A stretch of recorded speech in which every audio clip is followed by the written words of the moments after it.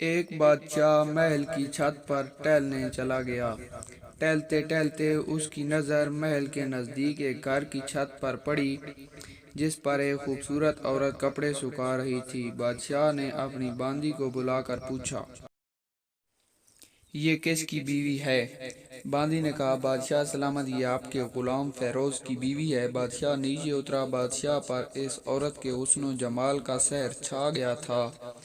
اس نے فیروز کو بلایا۔ فیروز حاضر ہوا تو بادشاہ نے کہا، فیروز، ہمارا ایک کام تم نے کرنا ہے۔ ہمارا یہ خط فلاں ملک کے بادشاہ کو دے کر آؤ اور اس کا جواب بھی ان سے لے کر آنا۔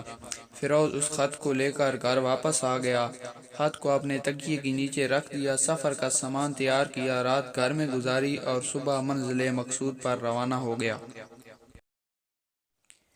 وہ اس بات سے لا علم تھا کہ بادشاہ نے اس کے ساتھ کیا چال چلی ہے۔ ادھر فیروز جیسے ہی نظروں سے اوجھل ہوا، بادشاہ چپکے سے فیروز کے گھر پہنچ گیا۔ بادشاہ نے دروازہ کھٹکھٹایا۔ فیروز کی بیوی نے پوچھا، کون ہے؟ بادشاہ نے کہا، میں بادشاہ ہوں، تمہارے شوہر کا مالک۔ تو اس نے دروازہ کھولا۔ بادشاہ اندر آ کر بیٹھ گیا۔ فیروز کی بیوی نے حیران ہو کر کہا، آج بادشاہ سلامت یہاں ہمارے غریب خانے میں؟ بادشاہ نے کہا، میں یہاں مہمان بن کر آیا ہوں۔ فیروز کی بیوی نے بادشاہ کا مطلب سمجھ کر کہا، میں اللہ کی پناہ چاہتی ہوں، آپ کے اس طرح ہمارے گھر آنے سے مجھے کوئی خیر نظر نہیں آ رہی۔ بادشاہ نے غصے میں آ کر کہا، اے لڑکی، کیا کہہ رہی ہو تم؟ شاید تم نے مجھے پہچانا نہیں ہے۔ میں بادشاہ ہوں، تمہارے شوہر کا مالک۔ فیروز کی بیوی نے کہا، بادشاہ سلامت، میں جانتی ہوں کہ آپ ہی بادشاہ ہیں، لیکن بزرگ کہہ گئے ہیں، شیر کو اگرچہ جتنی بھی بھوک لگی ہو لیکن کبھی بھی وہ مردار کو نہیں کھاتا۔ اور کہاں بادشاہ سلامت، تم اس کٹورے میں پانی پینے آ گئے ہو جس میں تمہارے کتے نے پانی پیا ہے۔ بادشاہ اس عورت کی باتوں سے بہت شرمسار ہوا اور اس کو چھوڑ کر واپس چلا گیا، اپنی چپل وہیں بھول گیا۔ یہ سب تو بادشاہ کی طرف سے ہوا۔ اب فیروز کو آدھے راستے میں یاد آیا کہ جو خط بادشاہ نے اسے دیا تھا وہ تو گھر پر ہی چھوڑ آیا ہے۔ اس نے گھوڑے کو تیزی سے واپس موڑا اور اپنے گھر کی طرف چل پڑا۔ فیروز اپنے گھر پہنچا تو تکیے کے نیچے سے خط نکالتے وقت اس کی نظر پلنگ کے نیچے پڑے بادشاہ کی چپل پر پڑی جو جلدی میں بادشاہ بھول گیا تھا۔ فیروز کا سر چکرا گیا۔ وہ سمجھ گیا کہ بادشاہ نے اس کو سفر پر صرف اس لیے بھیجا تھا تاکہ وہ اپنا مطلب پورا کر سکے۔ فیروز کسی کو کچھ بتائے بغیر چپ چاپ گھر سے نکلا، خط لے کر سفر پر چل پڑا اور کام ختم کرنے کے بعد بادشاہ کے پاس واپس آیا تو بادشاہ نے انعام کے طور پر اسے 100 دینار دیے۔ فیروز دینار لے کر بازار گیا اور عورت کے استعمال کے قیمتی کپڑے اور کچھ تحائف بھی خرید لیے۔ گھر پہنچ کر بیوی کو سلام کیا اور کہا، چلو تمہارے میکے چلتے ہیں۔ بیوی نے پوچھا، یہ کیا ہے؟ اس نے کہا، یہ بادشاہ سلامت نے انعام دیا ہے اور میں چاہتا ہوں کہ یہ پہن کر تم اپنے گھر والوں کو بھی دکھاؤ۔ بیوی، جیسے آپ چاہیں۔ بیوی تیار ہو کر اپنے شوہر کے ساتھ ماں باپ کے گھر چلی گئی۔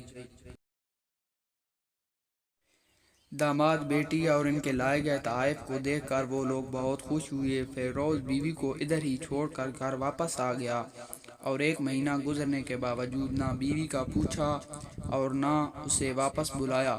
پھر کچھ دن بعد اس کے سالے اس سے ملنے آئے اور اس سے پوچھا کہ آپ ہماری بہن سے ناراضگی کی وجہ تو بتائیں، یا پھر ہم آپ کو قاضی کے سامنے پیش کریں گے۔ فیروز نے کہا، اگر تم چاہو تو قاضی سے بات کر سکتے ہو، لیکن میرے ذمہ اس کا ایسا کوئی حق نہیں جو میں نے ادا نہ کیا ہو۔ وہ لوگ اپنا کیس لے کر قاضی کے پاس چلے گئے اور قاضی کو ساری بات بتائی۔ قاضی نے فیروز کو بلایا۔ قاضی اس وقت بادشاہ کے پاس بیٹھا ہوا تھا۔ لڑکی کے بھائیوں نے کہا، اللہ بادشاہ سلامت اور قاضی صاحب کو قائم اور دائم رکھے۔ قاضی صاحب، ہم نے ایک سرسبز باغ، پھلوں سے بھرے ہوئے درخت اور ساتھ میں ایک میٹھے پانی کا کنواں اس کے حوالے کیا، لیکن اس شخص نے ہمارا باغ اجاڑ کر رکھ دیا، سارے پھل کھا لیے، درخت کاٹ لیے اور کنویں کو خراب کر کے بند کر دیا۔ قاضی فیروز کی طرف متوجہ ہوتے ہوئے: ہاں بھائی لڑکے، تم کیا کہتے ہو اس بارے میں؟ فیروز نے جواب دیا: قاضی صاحب، جو باغ مجھے دیا گیا تھا وہ اس سے بہتر حالت میں نے انہیں واپس کیا ہے۔ قاضی نے پوچھا: کیا اس نے باغ تمہارے حوالے ویسی حالت میں کیا ہے جیسے پہلے تھا؟ انہوں نے کہا: ہاں، ویسی ہی حالت میں واپس کیا ہے، لیکن ہم اس سے باغ واپس کرنے کی وجہ پوچھنا چاہتے ہیں۔ قاضی پھر فیروز سے مخاطب ہوا: ہاں فیروز، تم کیا کہنا چاہتے ہو اس بارے میں؟ فیروز نے کہا: قاضی صاحب، میں نے باغ کسی بغض یا نفرت کی وجہ سے نہیں چھوڑا، بلکہ اس لیے چھوڑا ہے کہ